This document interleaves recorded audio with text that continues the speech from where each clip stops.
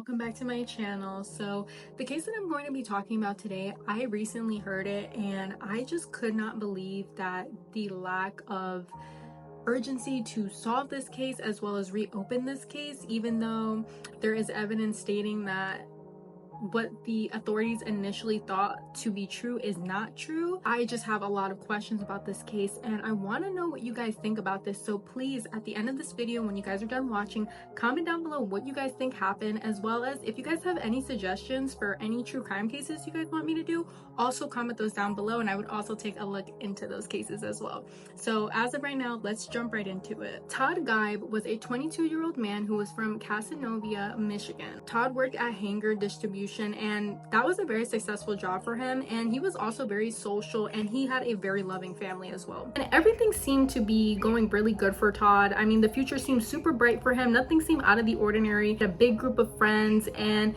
everything about his life was just going exactly as it planned. But sadly, this case is going to take a mysterious, dark turn. June 11th, 2005 was a Saturday, and it was a typical day for Todd. Since it was Saturday, Todd was young and he was very outgoing, so Saturdays were the days that Todd typically went out with his friends. Todd had a very close group of friends, like I mentioned before, and it's also not surprising how close they were, considering that the town that Todd lived in was only populated by 314 people. So it's safe to say that everyone knew everyone, and he most likely grew up with his friends from a very young age. Todd left the home that he shared with his cousin around 7:30 p.m. and he went to go meet his friends at the Half Moon Bar and Grill. They had dinner together, and at about 9:30 they left to attend an orchard party just off the dirt road. The party was basically in the middle of nowhere, but this did not faze Todd, considering the fact that the party was very close to where he lived at. Most young people living in the area had attended this orchard party, and about 100 people in total had attended that party that evening. But there was someone who did not attend that party, which was Todd's designated driver. She had dropped them off and had stated that she would be back later to pick them up whenever they were ready to go home. When Todd had arrived to the party, everything seemed fine. Everything was very lively, considering the fact that they had a keg there. Everyone had been enjoying it. There was a bonfire going, and at about 12:45 a.m., the party began to take a slight shift. A fight had broken out between some of the local guys, and it almost turned out into a full brawl. After Todd witnessed this, it prompted him to get up and leave the party abruptly. During this time, Todd was sober and was seen barely drinking during the party, and it was very unclear if Todd was frightened by the fight or he just wanted to go home and get some more rest. I mean, he had been out since about 7:30, so it's not unlikely maybe he wanted to go home, or maybe this fight happened and he was just terrified and was just, I want to leave. But either way, Todd had said his goodbyes to his friends and told them that he was going to be going home on foot, and this did not alarm any of Todd's friends because, again, he was not seen drinking. He was able to walk by himself and he only lived a mile away from the party, so the friends didn't seem too worried about Todd walking by himself. But as soon as Todd left the party, he made a series of odd phone calls that were very concerning. At about 12:47 a.m., just 2 minutes after he left the party, Todd called the woman who dropped him off, who was also a very close friend to Todd, and stated to her, "I've had enough," before the line cut out. It is unclear whether he meant he had enough of the party and he wanted to be picked up, or he meant that he had enough in general. Another call was made at about 12:51 a.m. to the same woman who's close friends with Todd, and he stated, "I'm in a field," before the line cut out again. The woman then called Todd, and all she heard on the line was either a rush of wind or Todd's heavy breathing. She couldn't decipher what it was, but it was just very odd and very eerie for her because she just got off the phone with Todd and he was saying all of these weird things to her, so she was very worried for him. What's also disturbing is that Todd kept calling his friend for the next 5 minutes, but the calls had never made it through to her. That is the last time anybody made contact with Todd, and unfortunately Todd had never made it home that night. He was only walking a mile to his home and Todd disappeared off the face of the earth. For the next 3 weeks, about 1,500 officers and volunteers began searching day and night in hopes of finding anything about Todd's whereabouts. There were planes searching in the sky, and they even used thermal imaging devices to try and locate Todd. They brought in sniffer dogs to track Todd's movement, and the sniffer dogs actually picked up on his scent, scent from the party and followed it along the dirt road into a field. It appeared that when Todd left the party, he was walking the right direction back to his home, but eerily, the dogs lost his scent as soon as they reached the main paved road, which was leading up to his cousin and his home. Why did his scent disappear? This is an unknown mystery, but could somebody possibly have picked him up? That's the only logical explanation for his scent just abruptly disappearing. Disturbingly, on July 2nd, Todd's body was found, and it was a couple who found it in Uvalde Lake, which was very close to where his scent disappeared. The area where his body was located was in the middle of where volunteers and authorities were searching for Todd. What's also very disturbing about this case is that Todd's body wasn't submerged in the water. He had been standing upright in the water. Both his head and shoulders were above the water, and it was almost as if he looked like he was alive. Authorities rushed to the lake and removed Todd, and he was fully clothed, and his wallet was still in his pocket, and Todd had no noticeable injuries.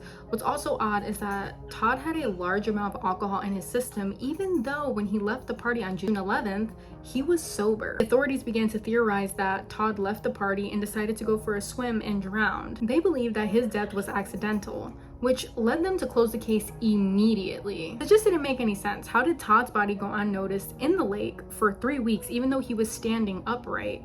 And the authorities were searching thoroughly within that area, and Todd's body was never found. Another thing to add is that when people drown, the body is usually found face down in the water. But the way Todd was standing, as if somebody had just placed them there for people to see him, it's just all so very odd, and it doesn't make sense that the authorities concluded that he had just accidentally drowned. Since there were so many questions, a team of independent investigators came onto the case to investigate more into Todd's death. Although Todd had been missing for 3 weeks, the investigators concluded that he had been dead for about 3 to 5 days before he was found. His body had absolutely no insect activity as well as no algae activity, so it led them to believe that he had not been in the water that long.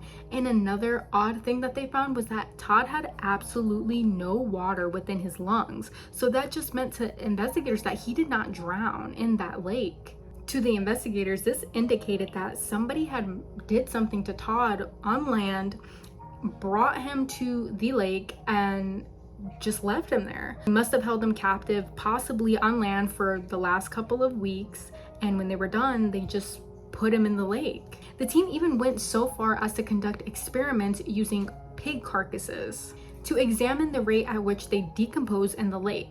Apparently, pigs are very anatomically very similar to humans. They had left the pigs there for about 3 weeks to see if their carcasses were in the same state as Todd's body. When the 3 weeks ended, it was found that the pigs had been absolutely colonized by insect activity as well as algae activity. There was bloating, foaming. It was just a whole bunch of buildup, which was not on Todd's body. It seemed like Todd was a victim of foul play. There were also 2 prescription substances found in Todd's body that did not belong to him, so maybe somebody gave him something and knocked him out. Maybe he overdosed on something. It's just, there's so many different things in this case, and you would think that when these independent investigators had found this evidence and brought it to the authorities, that the authorities would just open back up the case. But no, the authorities decided and refused that they are not going to open up Todd's case. It is a closed and shut sealed case to authorities. They believe that Todd went drunk swimming and ended up drowning. This conclusion just makes absolutely no sense because there was no water in his lungs and he had not been in that lake for that long. He had been dead for about 2 to 5 days. So why is it that the authorities do not want to reopen this case? Todd's mother has been trying to get this case reopened for years and have the cops take another look at it, but they refuse to do so. And we also have to remember that Todd lived in a very small community. Again, 314 population at the time. I don't think it would be that hard to find the person who's responsible for it. But I'm also thinking to myself, with the authorities refusing to open the case, many people are also speculating the same thing I'm speculating. Could there possibly be a cover-up in Todd Geib's case? If that is the truth, that there is a cover-up within Todd Geib's case, who are the authorities trying to protect and why? Why wouldn't they want to further investigate Todd's death? It just all of it just seems all connected, as if the authorities know more than what they're leading on. This is all speculation, by the way. None of this that I'm saying is, you know, the hard truth. This is my speculation on Todd Geib's case. It doesn't make any sense to me that if I am brought with cold evidence, clear as day, that Todd Geib did not drown in that water, why would I, as a cop who's here to protect and serve people, not open up the case? Maybe they know something that we don't know. Maybe it has to do with the police task force. Maybe it's something else. Let me know what you guys think in this case. What are your thoughts? What are your theories? Do you think that it was foul play? Do you believe that Todd drowned? It's so bizarre. Just let me know your thoughts in the comments. Please don't hesitate to drop down cases below you want me to cover. Thank you guys so much for tuning in, and have a great one, guys.